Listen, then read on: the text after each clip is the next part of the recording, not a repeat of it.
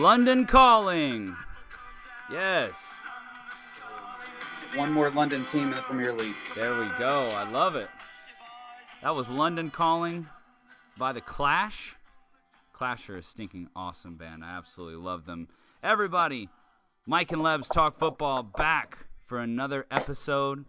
Very Without excited. Mike. Without Mike. It's Lebs and Grant talking football. Everybody, my guest today is East Texas native Grant Harris. Grant, how are you doing, man? I'm doing great, Caleb. Thanks for having me on. Oh, thank you so much for being here, man. We've been trying to get you on the show for months. You're the Jorginho. You're the Jorginho of this podcast, Grant. Well, they got their man, didn't they? Unfortunately. Well, Chelsea got their man. My boys didn't get him, but good. That's what I mean. Unfortunately, Chelsea got their man. Yeah. Not going to have too many positive things to say about them, but.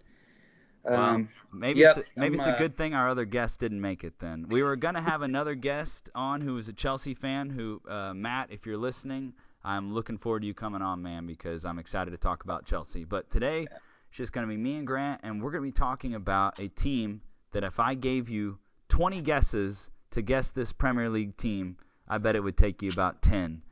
I'll narrow it down a little bit for everybody listening. It's one of the 3 teams that got promoted from the championship, and Grant has been a fan for many years. So I'm going to let him talk to you about his favorite team and why he became a fan. Grant, take it away, my man. Yeah, I'm a Fulham supporter. Got to credit my brother for introducing me to this team. I guess I started kind of playing around with the idea of watching football, I guess, back around 2006 World Cup. And, my brother really got into it at that time. He started following Fulham around the time of their Europa League run.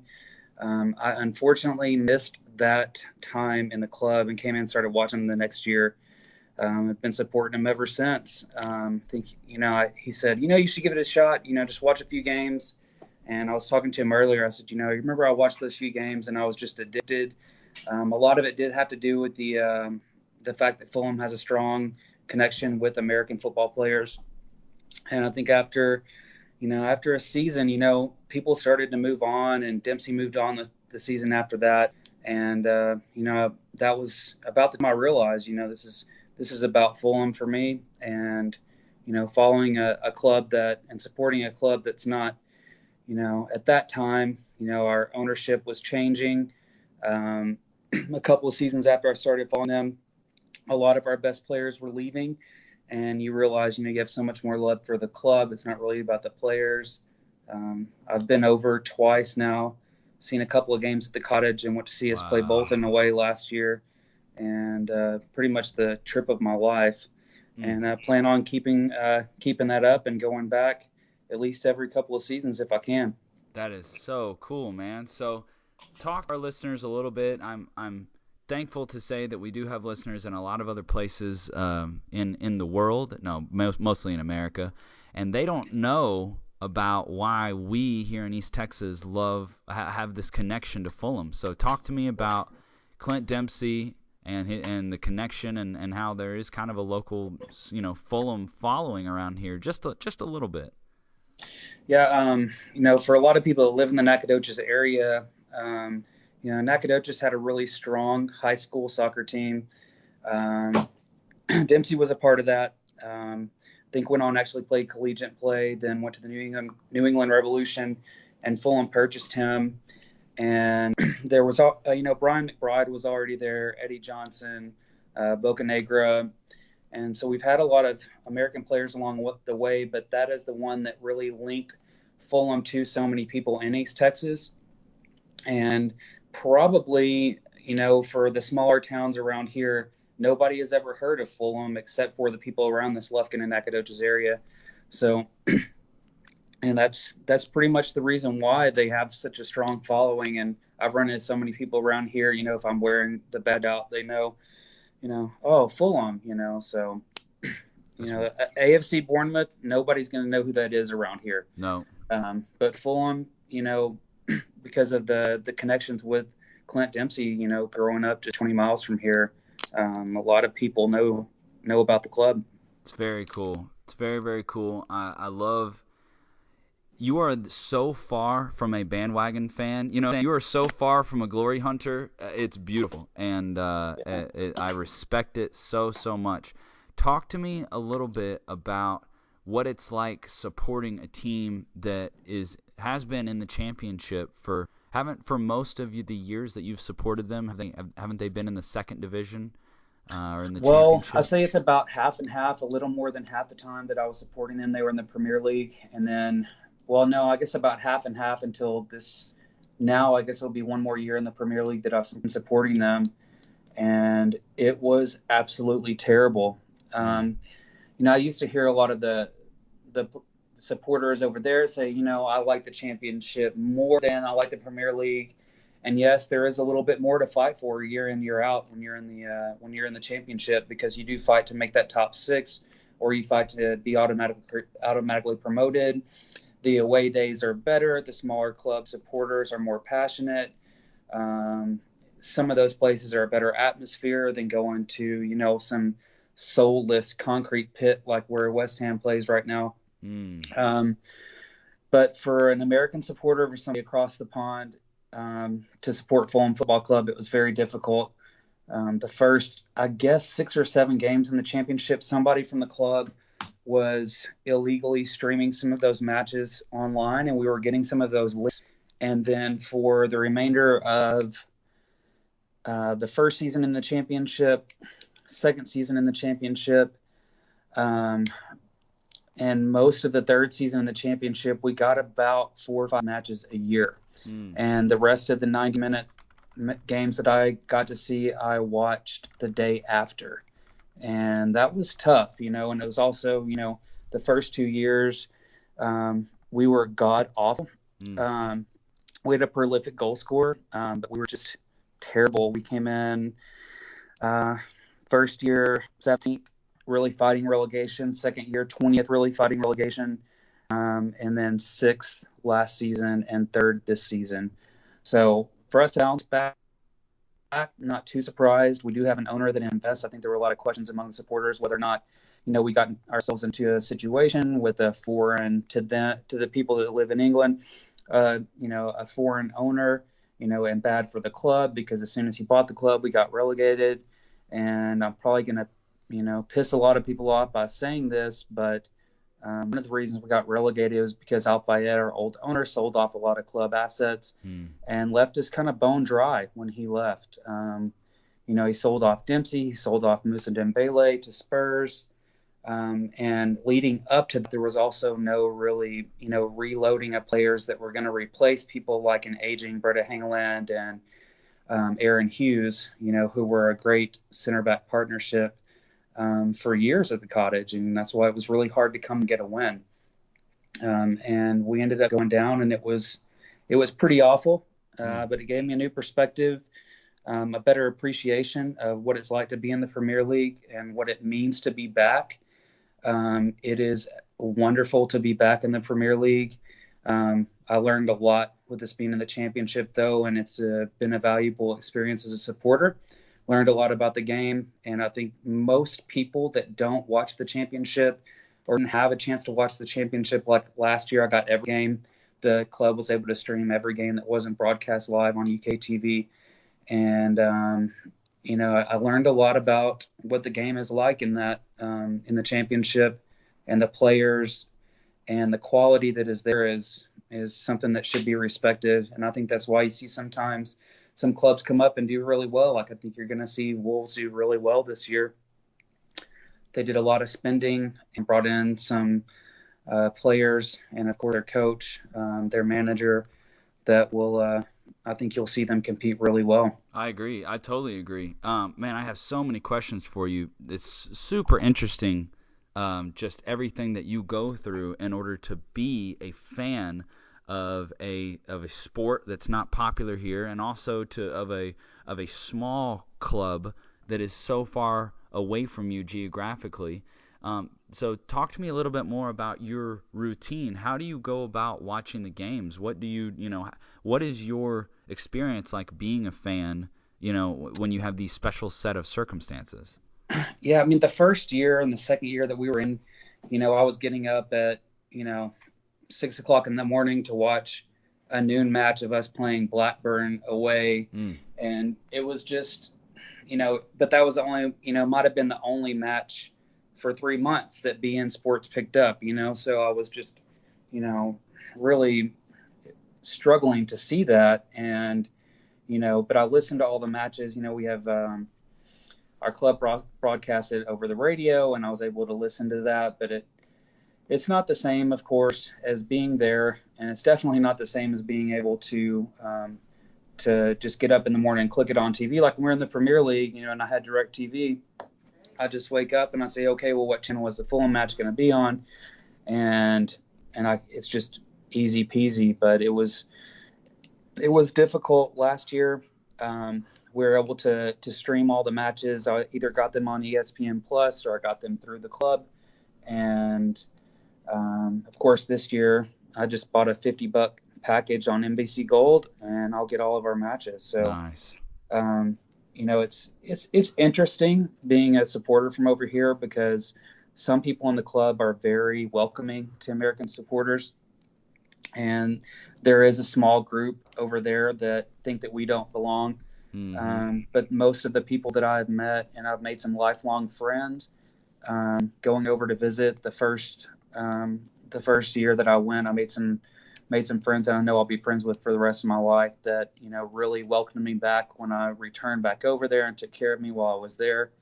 And, being a part of a club like Fulham, that people need to realize is that if you are here and you support Spurs, you are a number to that club. They do not care about you.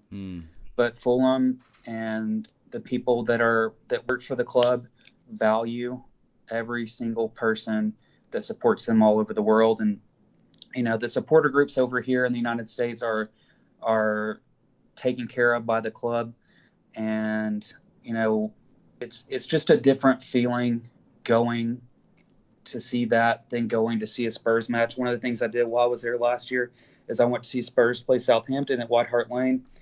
And it's just a different feeling, at a smaller club than it is at a bigger club. And that's, sometimes it's great. Sometimes it's terrible when you're relegated or you're struggling, and you're not able to attract the same kind of players. But I think that time, as far as the kind of players we can get, I think that time is over for us, at least for now, based on what we've been able to do in this transfer market. I think that, players that are recognized as top players in England and in Europe are seeing that the style of play and the support you're going to get, our facilities and our academy, it's somewhere that you want to go, even if it is a building block to get to a club like City or get to a club like United, that it's someplace that you will be taken care of and you'll have a chance at success. Man, that is really, really cool. And you did a beautiful job touching on what I want to talk about next, and that is the direction that Fulham are headed. Fulham have been up, they've been down, and now they're back up again. And man, how does this feel for you, having been on this roller coaster, and right now they're up, and I think they look pretty daggum good. Yeah. Talk to me. How are you feeling? In the moment, when that final whistle blew at Wembley and we beat Villa, I cried. It was an amazing feeling. I can't explain what that moment was like. My brother was lucky enough to be there. He was, at the match, and, I was able to talk to him after, and wish I could have been there. Just certain things prevented me from going. But being back, I was kind of, I'm on Twitter, and, we're being talked about. We're bringing all these players in. It's an amazing feeling to be back. I think one thing that, and even, some part of the things that they got criticized by what our ownership was doing in our years in the championship was legit, and they deserve some criticism for the things that they were doing. Our owner also owns the Jacksonville Jaguars, and his son is very integral in that organization. And he's been integral in our organization as well. And he tried to bring in somebody and basically do a stats-only Moneyball style rebuild, and part of it worked. And sometimes we bought players or brought players in that would not even been able to compete in League One or League Two. But the direction that we're going now, I think that they're a little bit more level-headed about the type of player that they're going to bring in. They have a lot of ambition. I think they've shown that. We spent £100 million pounds in this transfer window. That's right up there with the best, the biggest clubs in the Premier League. And I'm excited about what come. I think that now that we're back, they were not willing to struggle this first season.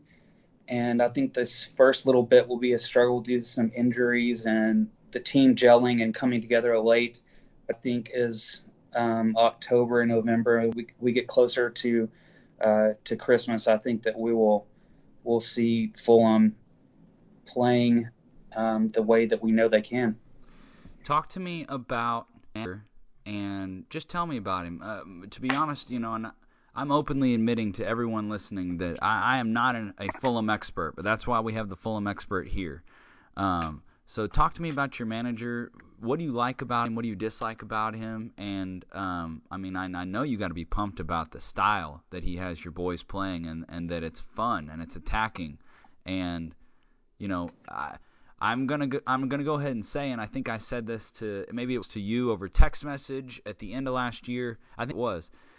I am worried that Fulham are going to struggle to play the style that they want to play and stay up in the Premier League. I know there's a lot of talent in this team, and I want to talk about that next. But it's another level. It is, and Crystal Palace, I think, it was a really good game. You and I talked about it before we came on the air. And I think that you guys were maybe a little hard done by some of the decisions and some of the way that it went. I think the scoreline is a little flattering to Crystal Palace. But, it was still a 2-0 loss right out of the gate. And Crystal Palace are a team that have struggled to battle around that relegation zone themselves. These are the type of people that I think Fulham, when they look at the team, they say we should be competing with these guys. I mean, what do you think? We'll start with the manager and then we'll get to the game. So I know I'm muddling it, but okay. Talk to me about the manager and the style, and if you think it'll be successful against Premier League opposition. Yeah, just to start with Jokanovic, Slavica Jokanovic, he's Serbian. He did play part of his professional career in England with Chelsea, but most of it was spent in Spain. Of course, being Serbian, he came up through playing, I think, in Partizan, Belgrade, and he's got that tough Eastern European look about him, and kind of the way he comes across in interviews is that same way. He's a very intelligent guy. He had a lot of success. As a player, was well known, in his country. He was an international player, had a good professional career playing as a defender, and then went back to Serbia to start his coaching career. Went around in Asia, ended up back at Watford. He was the head coach of Watford when they got promoted. He did not stay at Watford after they got promoted. I'm not sure what was going on there between him and the ownership.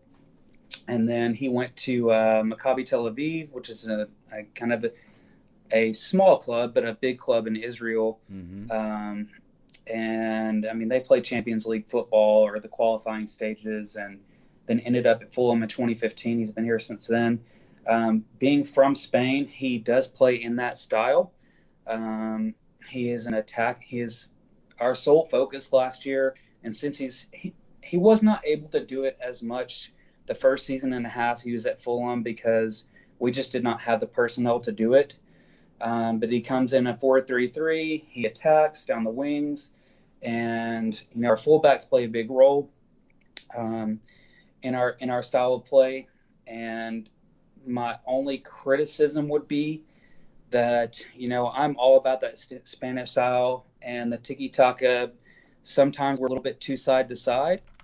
And not quite as direct as to bring up, I think, something we were going to talk about. If you If you want to look at Sarri and what he's going to do at Chelsea, I Yeah. think he's kind of in that same style, but a little bit more forward passing. And I think that, a lot of that may have to do with our personnel. We get a little more side to side, but last year especially. But we're gonna see us play more direct style. Of course, part of that, that comes along with that is that when we get really forward like that, it leaves us exposed at the back. Mm-hmm. And you saw some of that happen in the Palace game. Do I think that we can stay up this year? Absolutely. I don't think that by the time we get into the new year, we're going to be one of the teams that's talking about, going to be in a really tough relegation battle. At least I hope so. Of course, it remains to be seen. But I think that if we keep our identity, we have a lot better chance of staying up than if we do what Middlesbrough did, or we've done what Norwich and Hull have done the years that they've come up and gone right back down, and not really keep our identity like I know we will. And he's already come out and said, we're not going to park the bus. And if you look at the players that we have now, there's no point in us doing that. That's not his style. He'll stick with it, and I think we'll do. I think we'll do okay. Are there going to be some problems? Yes, I can tell you there are going to be some problems in defense, and there's this huge goalkeeping debate going on with our supporters right now that's gotten pretty vile.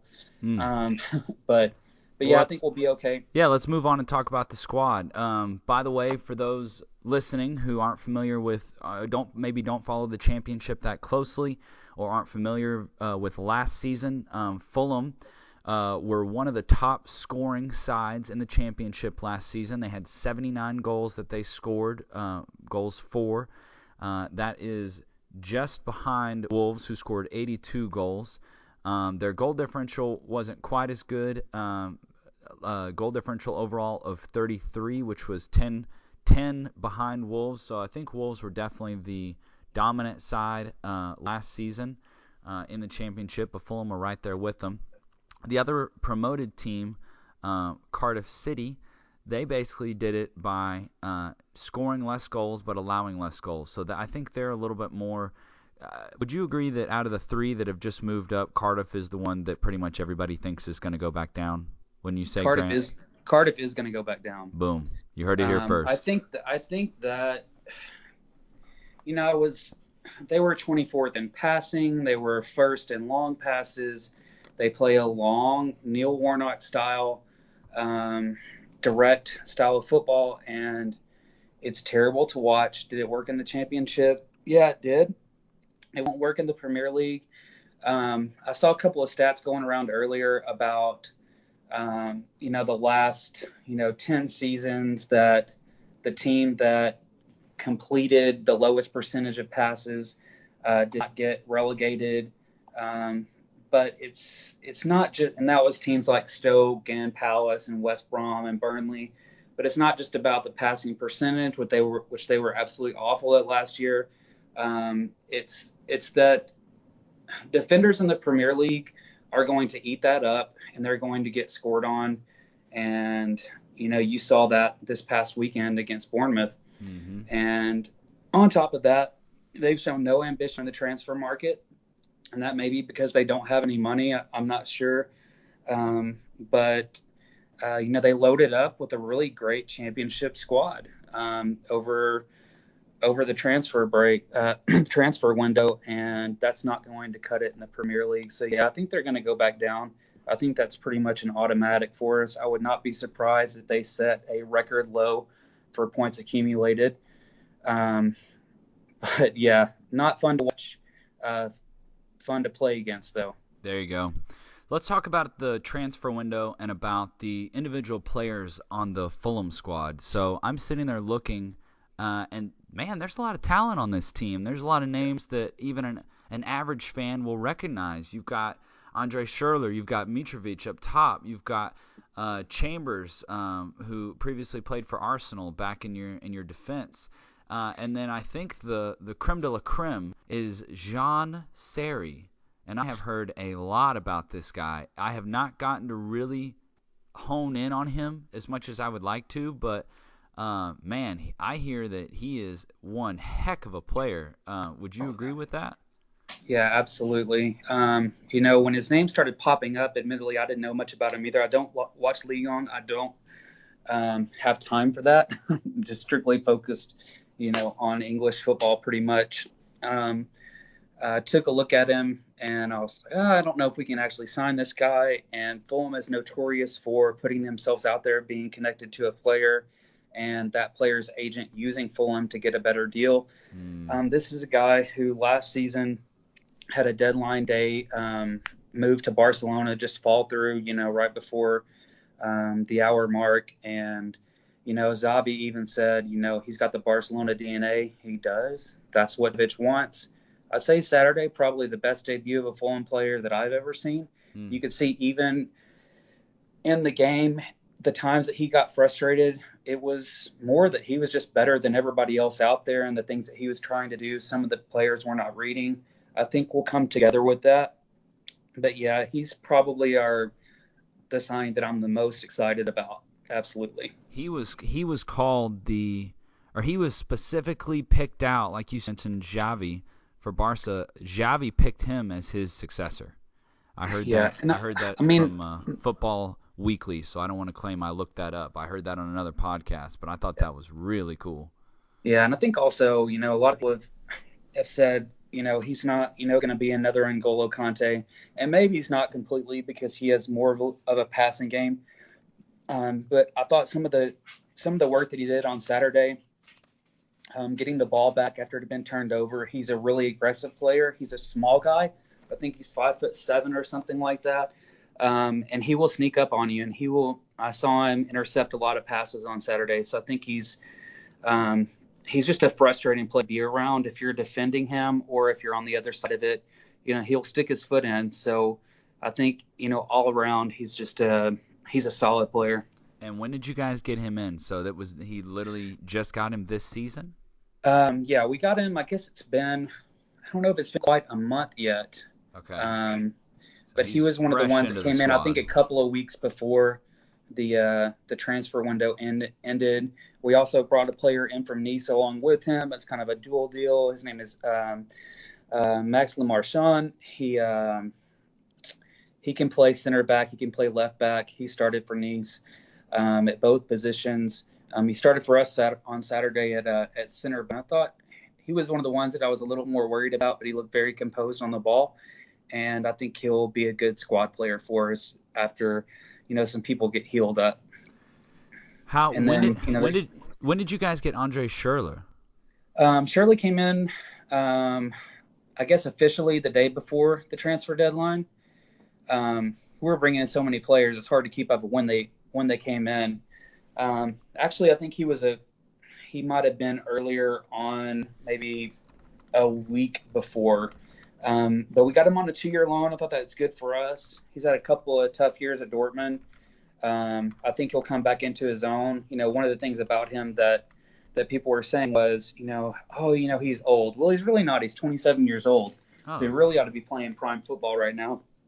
So I think that, we'll see that go well for us. I think he'll probably play on the right with Sessegnon on the left. Although they did switch a couple of times so Sessegnon could come in off his left foot on Saturday. He looked like maybe he ran out of gas a little bit, but I think the thing with him was that he did put himself in position. He did make some good runs. He created some chances for us. And once he and whoever ends up starting for us at right back over the course of the season build a relationship together, he's going to be key for us. Oh, he's absolutely. If you guys are going to succeed in the Premier League, he's going to be key, 100%. He's got to be that guy providing that creative ball to Mitrovic up top. He's the creative burden is going to fall on him a lot, I feel like. And I think one player that people have, he's injured right now. He played with a knee injury last year, had surgery in May. He's not quite back to 100%. I think he'll start working with us again in a couple of weeks. Was Alfie Mawson from Swansea. Yeah, you guys got Alfie? This guy is going to be a top center back in England. I mean, he got a call up. The only reason he wasn't at the World Cup was because he got injured. And he's he's going to be key for us when he comes in. I think we'll probably end up seeing Mawson and Chambers as our starting center back. I'd like to say Tim Ream would start for center back as one of our best center backs, and maybe he probably is better on the ball, which is really important. But he's left-footed and Mawson is left-footed. Mawson has got to be in the game because he just is too good to not start. So I think we'll see Chambers in there with him. And another thing, with the changes that, a lot of the supporters are not willing to let go of the players that we had last year that started for us. And whether they rate them or not really doesn't matter at this point. It's what Jokanovic thinks. And he got us promoted. I trust him.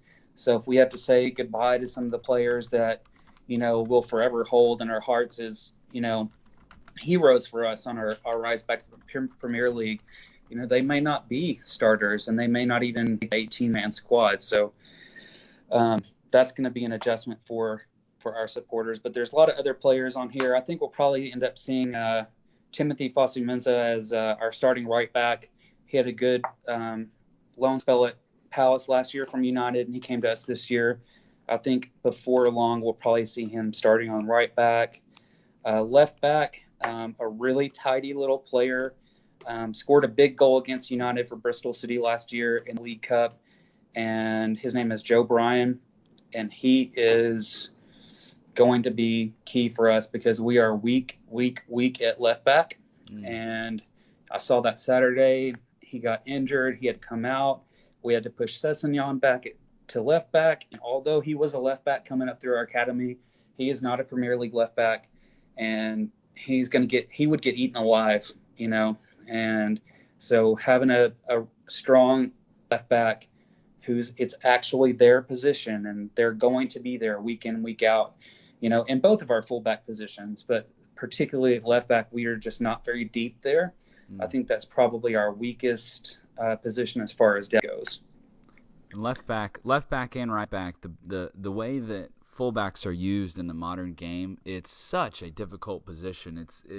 I think it's underrated as to how difficult it is to play, either one of the fullbacks these days because you have to do so much. You have to be defensive, offensive. You have to cover so much ground. You have to be able to cross. You have to be able to pass. You have to be able to do everything. So, yeah, I understand how that can be tough.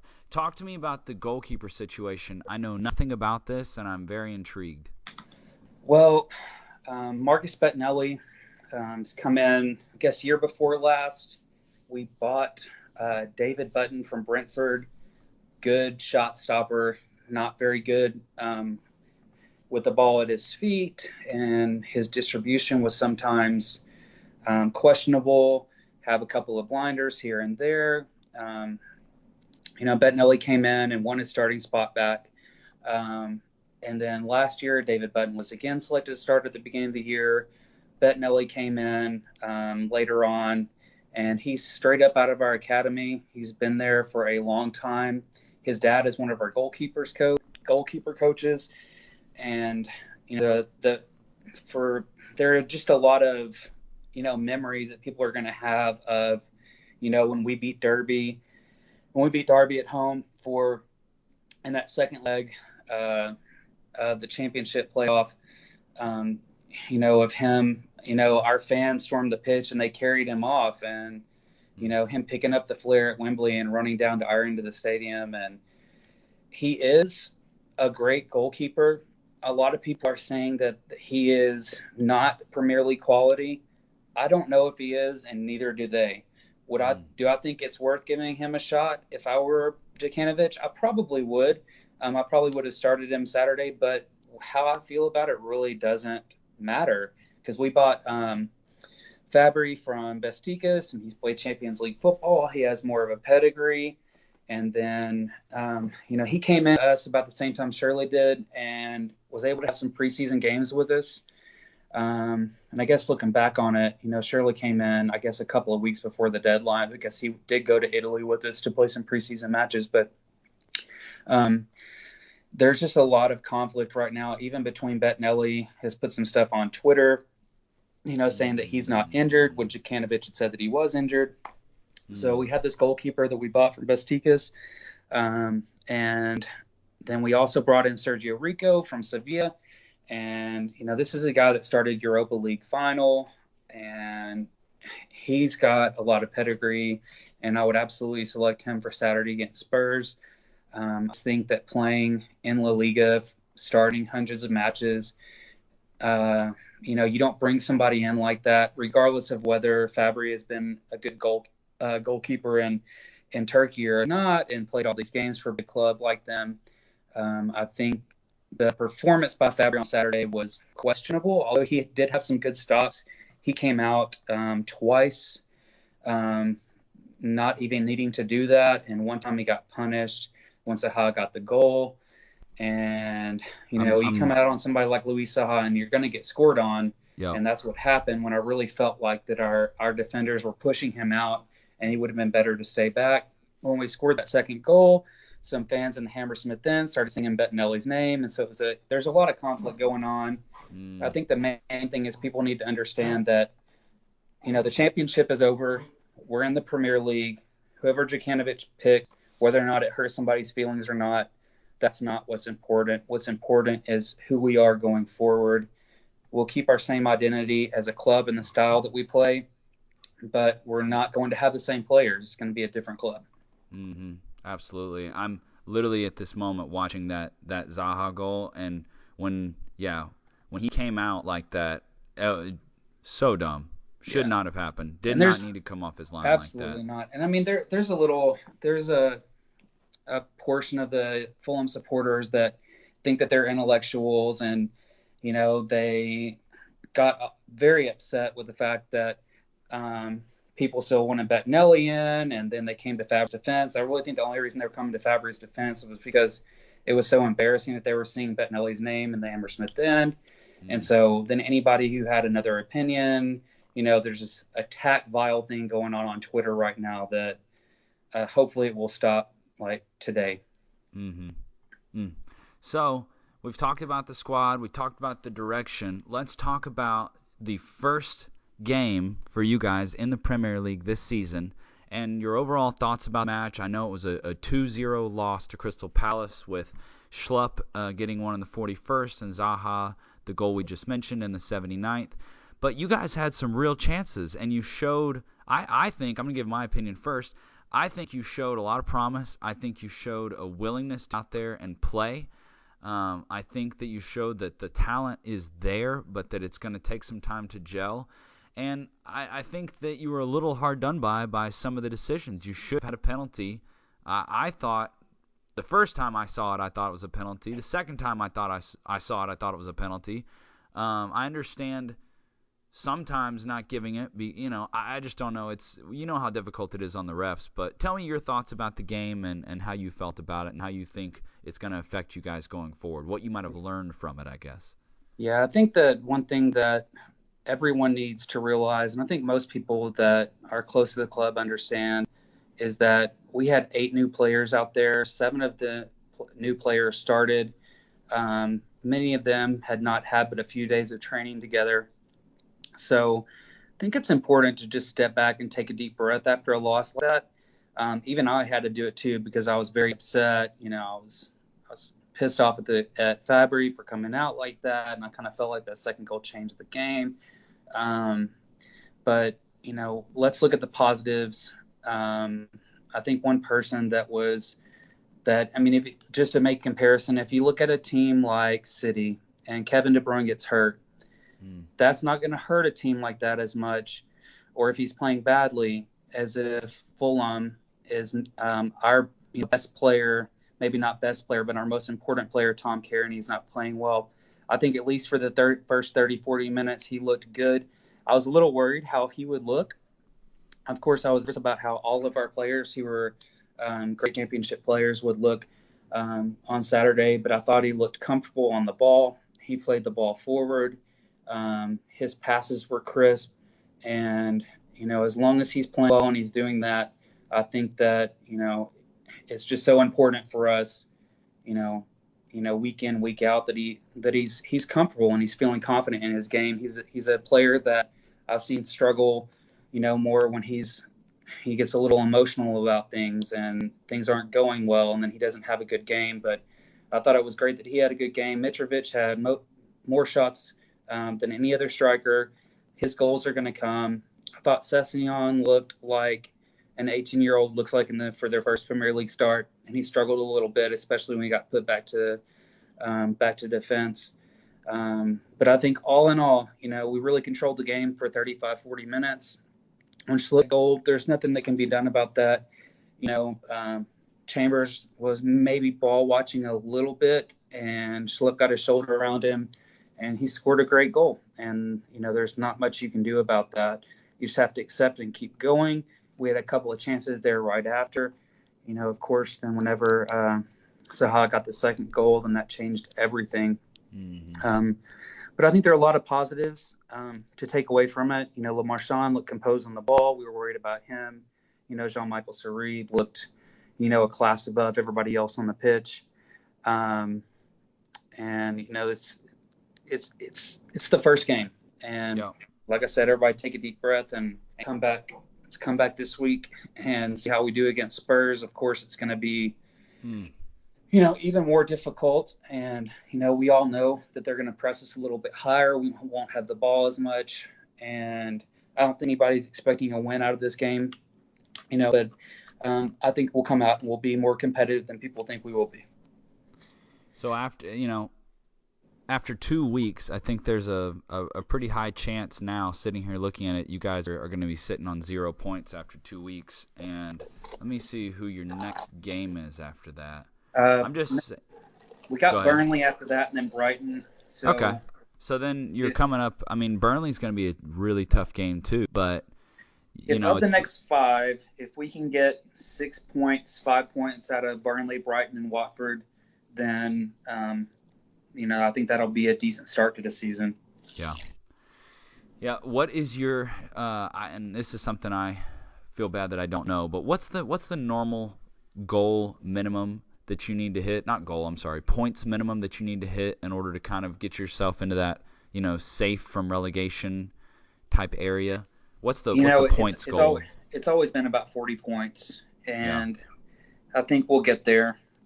That's definitely, I think Djukanovic got asked about that, and that's not what he's shooting for, but I think that 40 points would do it for us.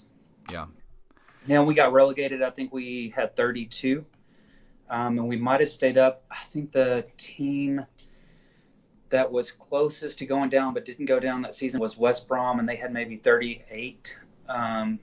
But 40 points are usually safe. Gotcha. Very cool. And of course you don't know about that because City's always wondering. I should. We haven't been in trouble for relegation since I started following, but I've only been following for 8 years now. But if I was a real City fan from long back in the day, then I would absolutely know that number. I'm also not a great numbers person, so you'll have to forgive me on that. But absolutely. Well, I definitely hope that you guys can stay up and can continue to do well and play a good style and bring something to the Premier League. I just think it's absolutely incredible that you've been over there. You said twice to watch games?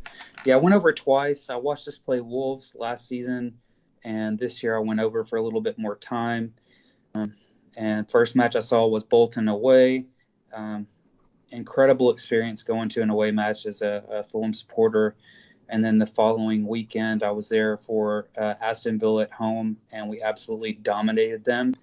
And, saw Sessegnon score a goal, which was, great memory.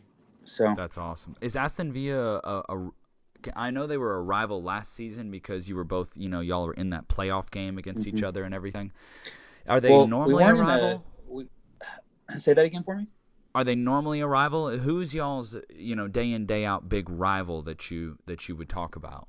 I would say if you ask older supporters, they're never going to mention Chelsea.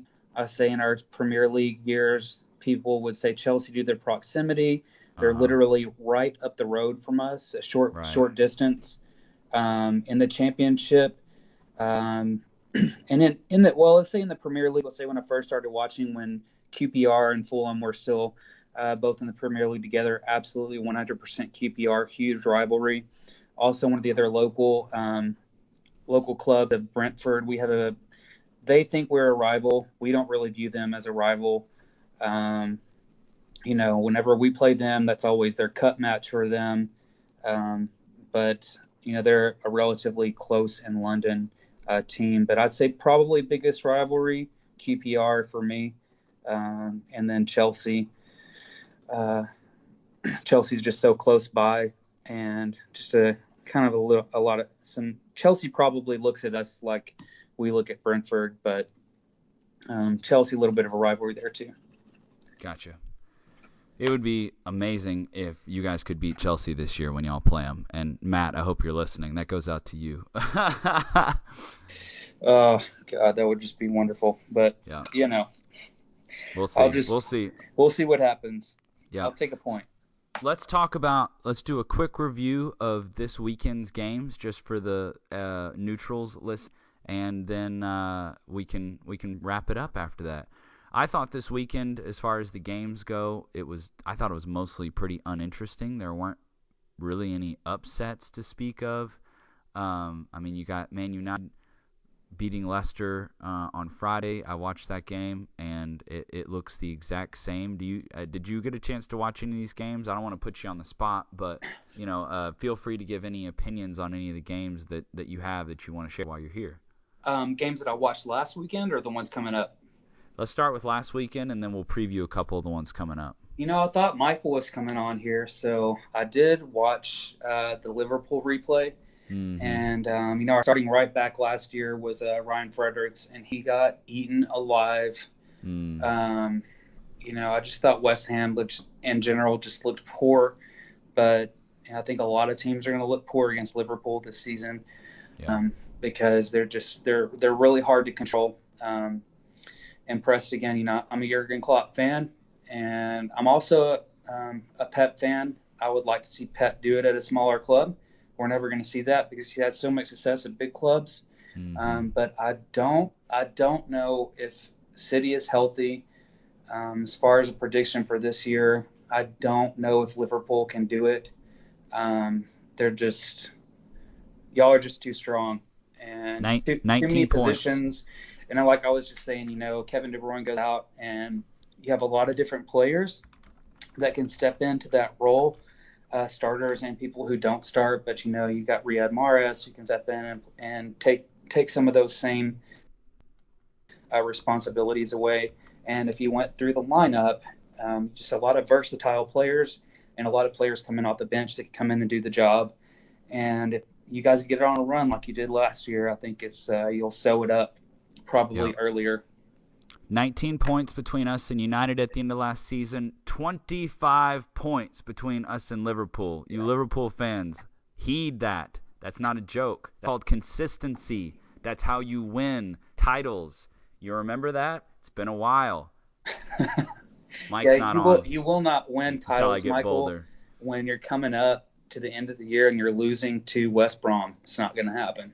Yeah, but we'll see if Liverpool can. There's just so much hype. My good friend Nate Detterman, who's a friend of the show and everybody knows and everybody loves, I gave him a real hard time on text message the other day, and he got real upset because he was so hyped, after the 4-0. And you know how knee-jerky the football world is. Oh, my gosh. The knee-jerks drive me crazy. And just the knee-jerk of Liverpool beating West Ham 4-0, and Nate is freaking out, right? And he's like, oh, man, yes. And I'm like, Nate, it's West Ham. Like, come on. City have rolled West Ham for years. Like, and yes, Pellegrini's there, and they spent more money and blah, blah, blah. It's a brand-new team. Like, guys, slow your roll a little bit. Like, you have got to get some consistency before I'm going to be scared of Liverpool. Yes, you guys beat us. You win the We Beat Man City. You got the We Beat Man City trophy. Congratulations. You lost a Champions League final. You haven't won any silverware.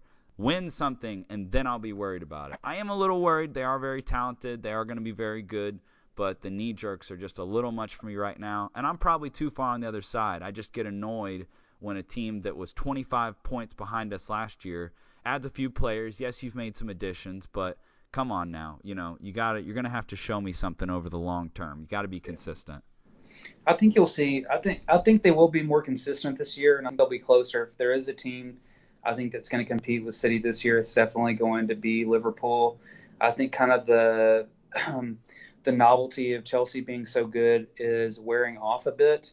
I don't think they'll be as respected, and I think they'll get attacked a little bit more this year.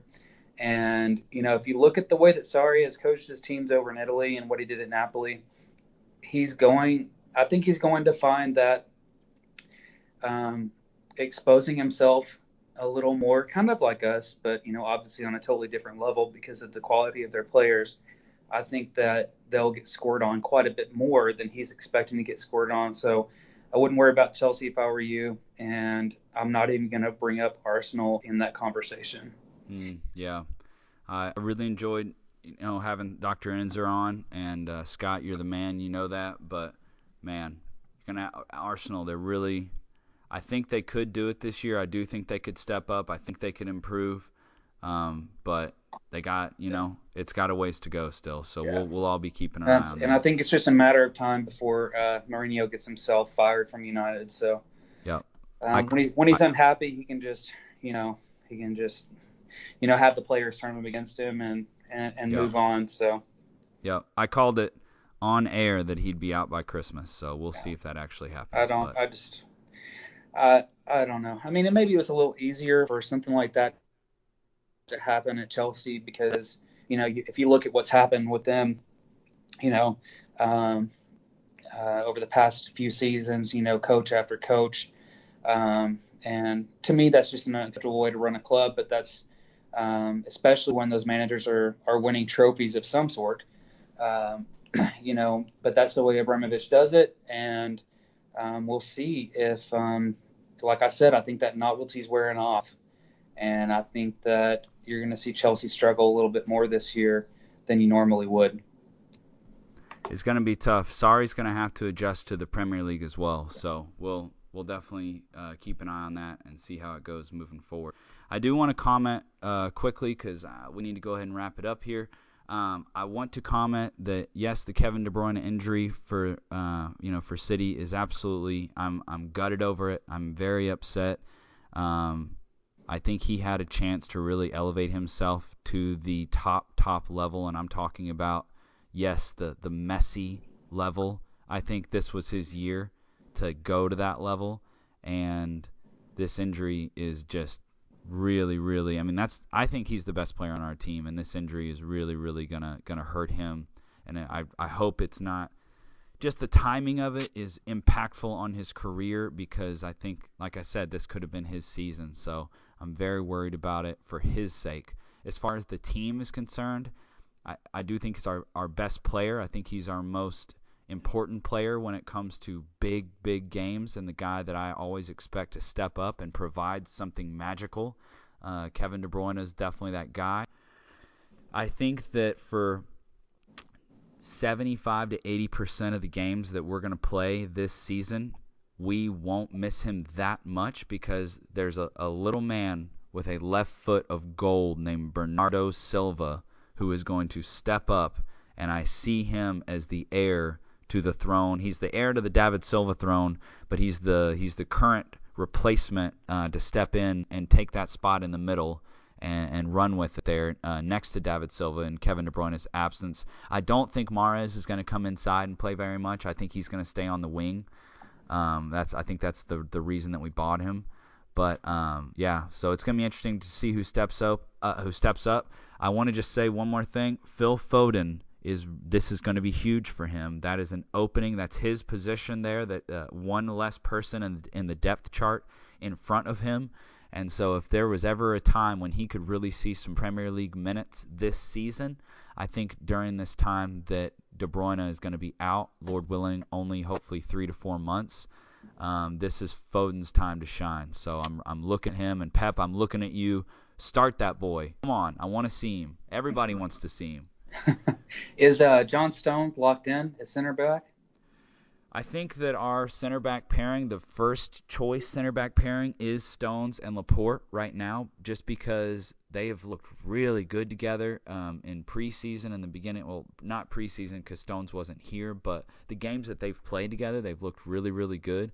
I think in the big matches, Stones will probably not play, and Company will replace him. If they just do a two center back setup, then I think it'll be Company and Laporte probably as your pairing. If Otamendi gets in the team, he will probably be with there's always going to be one ball-playing center back and one kind of destroyer center back, I believe. So it could be like a Company and Stones, or Company and Laporte, or Otamendi and Stones and Otamendi and Laporte for the more difficult games where we need more defense. But for the majority of games where we're not that concerned about being attacked most of the game, I think you'll see a lot of Laporte and Stones together and just playing those beautiful diagonal balls, 30, 40 yards across the pitch. So I'm a big Stones fan, so I hope he really solidifies himself as the future, center back stud that we need here at City. What do you think about Stones? Do you like him, or are you low Yeah, I on do. him? I guess I was a little bit surprised that he wasn't just an automatic pick for Pep last season. But there's just a lot of talent there, and regardless of whether or not it just shows you that regardless of whether or not you're the top prospect coming out of a club like Everton, and recognize one of the best center backs in England, that if you're gonna you go to a City and then you have Pep as your manager, that it really doesn't mean anything. He's going to pick what's best for his system, and I'm I'm interested to see how City does this year. I think that I'm always interested to see how the team that wins a league the year before follows that up. There haven't been very many back-to-back winners recently, so I'm interested to see if it can be held together, and that if it can't be, how long Pep will stay. Yeah. Well, he's locked in. I don't think there's any doubt that he stays for the length of his contract, which is 3 more years. They got that done this summer, and so they extended that contract, and so I'm very, very confident he'll be here till the end of that. If he doesn't win any trophies this year, he's not gonna get sacked. He'll still be here next year. So we'll definitely see how that goes. Well, all right, to wrap up, let's preview this weekend's upcoming games. On Saturday, you have Cardiff playing Newcastle at 6:30 here Central Time. At 9 o'clock on Saturday, you have Spurs playing Fulham. You have West Ham playing Bournemouth. You have Leicester playing Wolves. And you have Everton playing Southampton. The headlining game this weekend is Chelsea versus Arsenal. Saturday at 11:30. I'll pause here. Grant, who is your winner? Chelsea versus Arsenal. Give me a winner and a scoreline. Oh, I hate to say this. I just not too impressed with Arsenal. I'm going to have to say Chelsea 2-0, and that just pains me to say it, but I think they'll win. 2 new managers trying to get themselves acclimated to the Premier League. So It is at Stamford Bridge, which definitely gives Chelsea an advantage. So I will be watching. I think the world will be watching, and it's gonna be a fun game. I predict a draw. I think it's gonna be a 2-2 draw. I think that both sides are gonna come out and play, and I think it's gonna be a really fun game that'll be fun to watch for us neutrals. So I'm really looking forward to that. City play Huddersfield at 7:30 on Sunday. Burnley and Watford also. Man United play Brighton, and Crystal Palace play Liverpool on Monday at 2 o'clock in the afternoon. So full slate of games. I don't think there's going to be too many upsets this weekend either. If Brighton beat Man United, I will absolutely lose my mind. If City get beat by Huddersfield, I'll lose my mind. So we will see what happens with those. Any comments, Grant, as we wrap this up? Any last words that you would like to share? Not for me today. I think that kind of wraps it up, but I do appreciate you being on. I look forward to coming back. Maybe when Michael will follow through on his participation. There we go. And, looking forward to a year back in the Premier League for Fulham. It's going to be a good season, brother. Thank you so much, Grant. We appreciate you. Everybody out there, at Mike and Lebs on Twitter. Grant was kind enough to give us some love on Twitter today. I will try to do a little better tweeting. Love to talk to you guys. Everybody, thank you so much for listening. We'll see you again soon.